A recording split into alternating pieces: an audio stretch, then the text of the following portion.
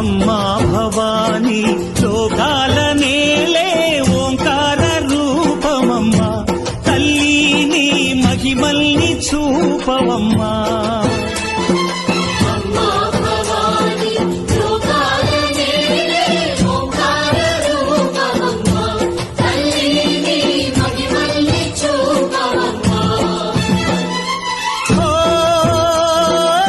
సృష్టికే దీపమా శక్తికే మూలమా సింహరథమే నీదమ్మా అమ్మ దుర్గమ్మ భక్తులను దీవించుమా